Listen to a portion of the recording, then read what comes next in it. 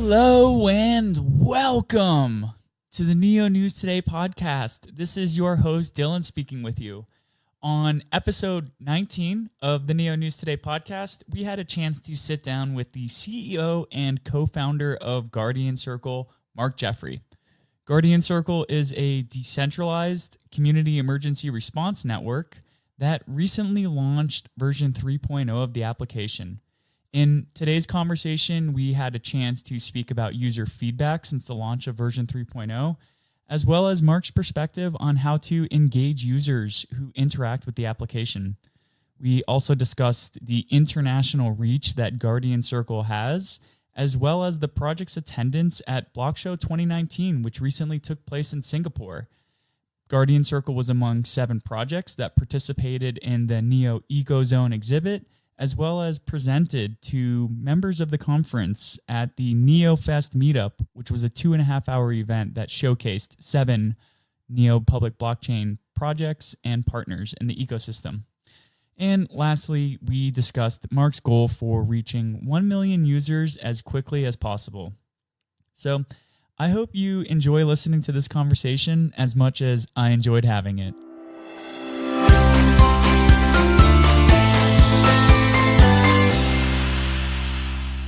Hey guys, what's going on? This is Dylan with the Neo News Today podcast. Today we are having a conversation with Mark Jeffrey, the co-founder and CEO of Guardian Circle, a decentralized emergency response service. How you doing today, Mark? Hey, doing pretty good, Dylan. Thanks for having me on. Absolutely. Always great to catch up with you. So jumping right into this, could you just give us a brief introduction into Guardian Circle and the problems your application is seeking to resolve? Yeah, so we call it a community emergency response network. The basic idea is that friends, family, and neighbors and nearby citizens can help one another in a crisis situation. So just very simply, push a button, help comes. So download the app, get your friends, family, and neighbors to also download the app, connect with them as guardians in the system. Sometime later, you're in trouble, could be a health reason, could be a mass emergency like an earthquake or a hurricane. Whatever it is, when you're in trouble, press the button. An alert goes out to your guardians, people you're connected to, as well as nearby strangers if you've opted into that. And their phones start going, right? So they start getting a crazy sounding alert. When they click through, they're sent into your alert room, which is basically a map that shows everyone's location, so all the responders and you, and a chat room. So in under 30 seconds, everybody knows where everybody else is, and everybody can talk to everybody. So now they can come up with a way to help you quick. So that's the basic idea. So Guardian Circle is a 3-year-old project now, founded in 2016. And in October of this year, 2019, you launched version 3.0. So what were some of the major upgrades from 2.0 to 3.0? Yeah, well, 3.0 is really sort of our great leap forward, if you will. It's for us like sort of the leap from DOS to Windows, right? So we learned a lot with 1.0 and 2.0. However, we didn't really have a lot of money, so we did the best we could. We built it on a framework called I'm spacing the name of the framework. Anyway, it was a way to build it both for Android and iOS. That was not awesome, and it worked most of the time, but on Android in particular, it had a lot of failings. So we did have the money and the time to do it right this time. So we spent 1.5 years rebuilding everything from scratch, back end, front end, and we added a Neo wallet for the Guard token, which is the token that is inside of our system, and it is used on the consumer product primarily for users to reward one another for alert response. So kind of like tipping, right? So we don't require it. And everybody's got a Guard wallet. When you download Guardian Circle, you get a little bit of free Guard. Just like when you play Monopoly, the game gives you, $200. So otherwise, you can't play the game, right? It's sort of the same idea. And so the idea being that when your alert is over, you're presented with a tip screen, which shows everyone who responded to your alert and a little plus or minus button next to them. You decide how much or how little to distribute based probably on how little or how much they helped. Hit a send button and off it goes to everyone. The key feature of our wallet being that you send crypto to a human name and face, not a crypto address. our people are safety people. They're regular people in the regular world. We expect that for most of them, this will be the first time they've ever touched a real crypto. Mm-hmm. So we want to make it super, super brain dead, dummy proof easy. That is what we were going for. And I think we achieved it. So that's sort of the big leap forward. So every time a user creates a new account on Guardian Circle, a new Neo wallet is spun up? Yes. Yes, and an angel gets their wings. No, just kidding. A new Neo wallet is indeed spun up under the hood. Although you don't you don't actually know that, right? Because we obfuscate all that from you as much as we can. Sure. So what has some of the feedback been from users who have been using the application in the past month? Yeah, so the feedback's been really strong. Amongst sort of our older users, we had a user base of about 10,000 users. We've been talking with them, and everyone's like, "Oh my God, this app is beautiful, and it just works so smoothly compared to the last one," which is true. This is the first app, the first version of the app that feels a lot like Uber, in the sense that it is well designed and it feels really solid. You don't feel like you're gonna maybe step through a floorboard at some point. Sure. Right. Whereas the old app, that unfortunately that was kind of the case. So yeah. So it just feels a lot better, right? Yeah, I've got my alert room on because it's currently snowing a lot in Colorado. So for anyone else, I turned my phone off, so otherwise I'd be getting your alert. I think we're connected as guardians, if I'm not mistaken. But yeah. So it's just everything just feels a lot better. The invite and in-app contact manager. We have a pretty sophisticated in-app contact manager invite system that we modeled off of LinkedIn. Because oddly, we're old enough to have been around during those days. Long story short is we know a lot about how they did things back then. So we modeled a lot what we're doing now off of that and how they blitz scaled that whole thing, right? So we have a very strong, compelling reason for people to send invites. Mutual safety. Like there isn't really a better reason that LinkedIn only had networking for business, right? Which is still important. It's jobs, it's money to eat, right? So it's not nothing, but this is not dying. So ostensibly it's a bigger, it's a better value proposition to send out invites. So we've sort of tilted everything in that direction. I think people are telling us that we've done a much better job this time around. So I used to work as a disaster recovery planner for FEMA. And when I got deployed to the floods that happened in Lyons, Colorado, our job was to work ourselves out of a job.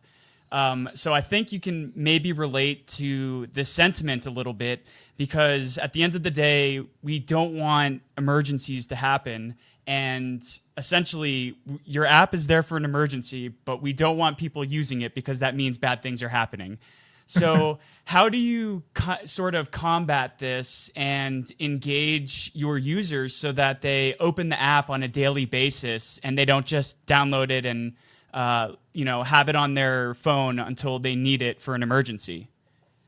Great question. So the answer to that from our perspective is we don't want them using it on a daily basis. We are not Twitter. We are not Uber. We are not Facebook. We are the gym. We are insurance. We are ADT. We are domains. All of those things are very, very profitable businesses. You only interact with them once a year when you pay, right? And it basically says, okay, we're going to renew your membership for the year. And you decide at that moment, well, do I really want to do this? Or, oh, yeah, I actually need this. So definitely yes, right? And I think for a lot of people that have been in danger before, their brains immediately go to, yeah, I remember that time where I was in danger. So yeah, I'm definitely going to renew, right? So I think sort of young males in their 20s, they think they're immortal, or at least I did. So probably not them, but kind of everyone else on the planet who has encountered their mortality or has a loved one and who they've watched encounter their mortality.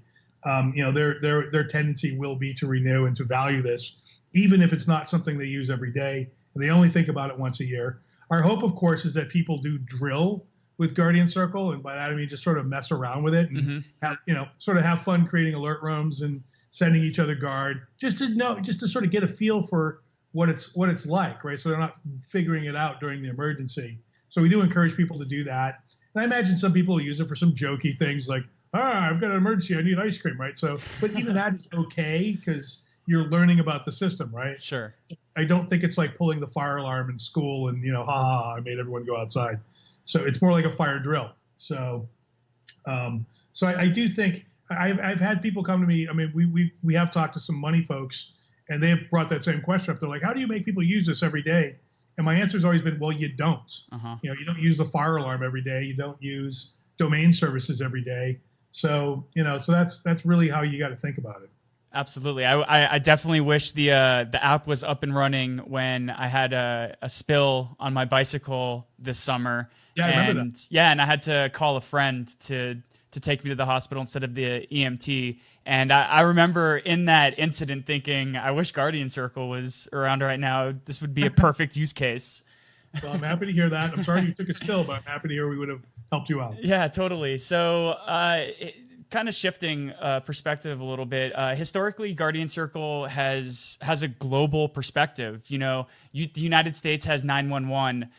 Maybe the rest of the world doesn't have a 911 telecom infrastructure. And I know that Guardian Circle has participated in hackathons in India, for example, in the past. So what are some current international undertakings that Guardian Circle is looking at? So just 2 weeks ago, we were in Panama. We got invited to speak at the America's Blockchain Conference. And that was basically all the countries in Latin America, sort of government and some companies, but mostly government types, convening in Panama to discover and talk about ways in which they could adopt blockchain. In those regions, anytime I go to Panama, India, places like that, and I present Guardian Circle, I'm sort of mobbed after presenting with people who say, oh my God, this is amazing. We need this like yesterday. And how can I download this? They want to download it right there. Right. So the reaction is like, I've just invented and shown them food, right, for the first time. It's really very different than in the United States, where, the reaction, I do get a good reaction, but it's a lot more sort of tepid most of the time, unless it's someone who lives in a remote area. In LA, that would be like Topanga Canyon or Malibu that's prone to disasters, right? Or Inglewood, where people don't want to use 911 because, frankly, they're afraid the cops are going to come and shoot them. They don't know where a 911 call goes. It could end up with one of them dead. So, so there are pockets of people that value it even in the United States, but by and large, internationally is where I get the strongest reaction. So right now we are. I can't talk about this yet. I met someone in Panama that has a very large network in Latin America. We're talking, maybe 20 to 50 million user base that is going to deploy it to their entire user base. We're having a meeting next week to start talking about how we do that. Oh, very cool. That's just one group, right? So, so we are, at least for right now, focusing our marketing efforts in LA and the United States, just because, look, we can't be everywhere at once. We're going to continue to talk to anyone that wants to talk to us from all over the world. And we have plans to release Spanish language and Portuguese language versions of Guardian Circle very soon to support our Latin American efforts. And I think Latin America is where we will focus after the United States, or opportunistically as it comes to us. And then we'll sort of figure out where we want to move into the world after that. I did go to Singapore last week, and there were a number of people participating in the protests in Hong Kong that were like, yeah, we need this for our people in the streets, as well as people who live in Japan, who very much were like, look, we like apps, as the Japanese culture likes apps that do good for people, and we have a very large elderly population, so this really hits our sweet spot very nicely. And then there were people in Malaysia and the Philippines and some other places that were like, oh my God, we need this because, again, emergency services are just bad where we're at. So what I'm finding is that there are a lot of different market sectors around the world that want to use Guardian Circle, but they all have very different reasons for why. And even in Panama, I ran into a bunch of Americans who live in Panama, and there's like a colony of like 400 of them. They all have each other's phone numbers for emergencies, right? And they saw what we had done and said, oh my God, we all live, Panama is a big jungle mostly, except for Panama City, right?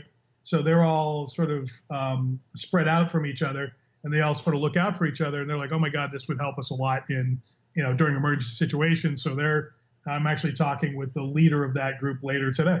So yeah, that's kind of it.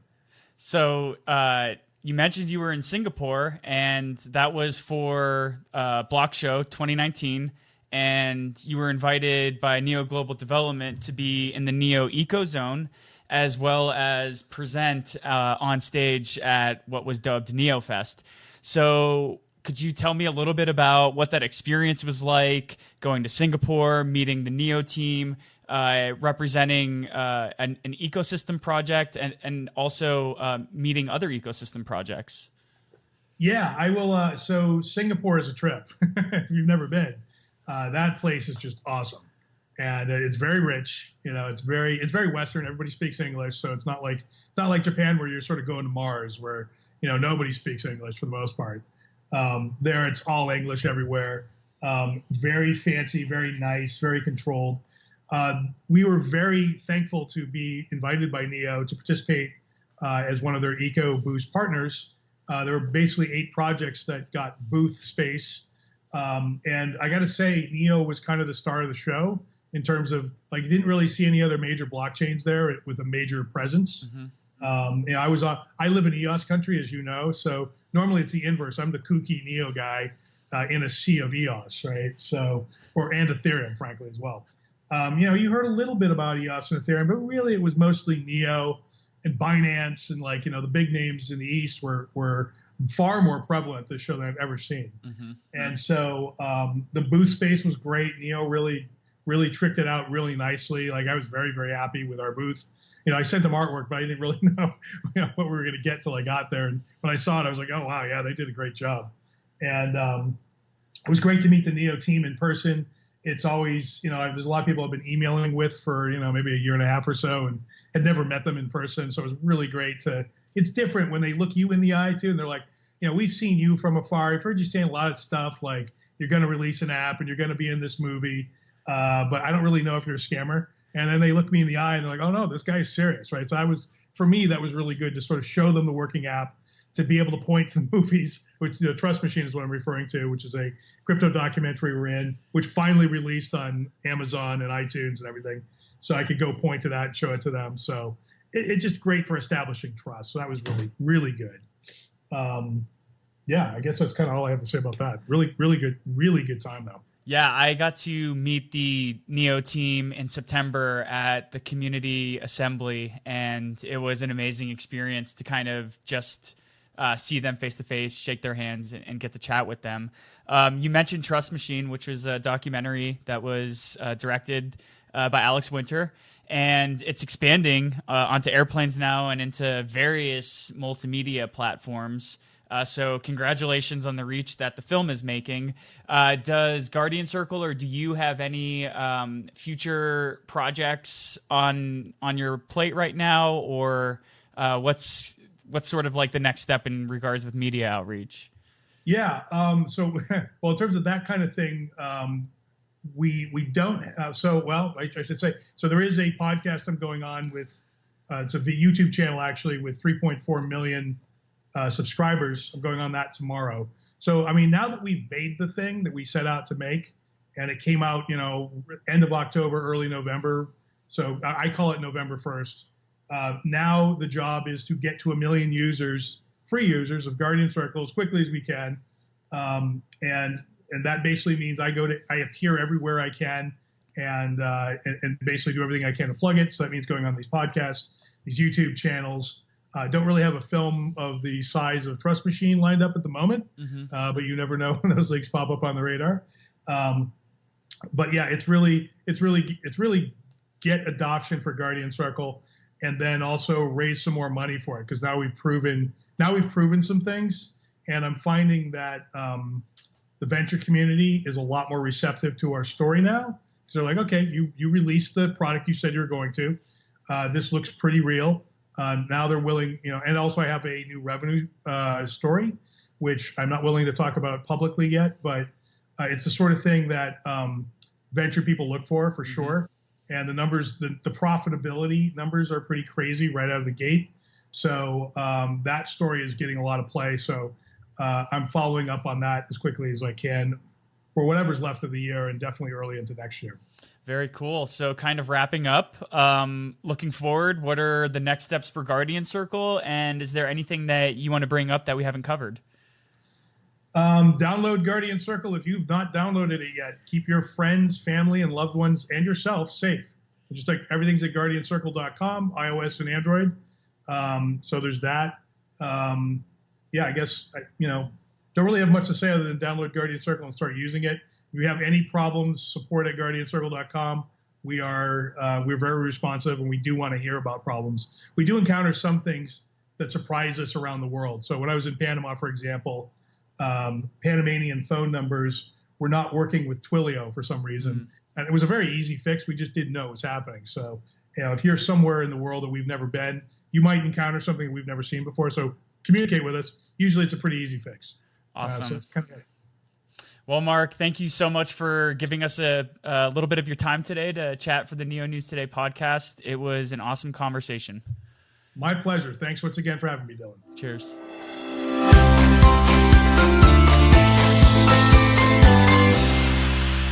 Well, what did you think of that conversation? It is always great to catch up with Mark and hear about the progress that Guardian Circle is making. I know I'll be keeping track of the project as they strive to reach their first 1 million users. To learn more about news in the Neo ecosystem, please subscribe to our YouTube channel, or you can simply visit www.neonewstoday.com to keep up to date with the latest happenings with Neo projects and partners.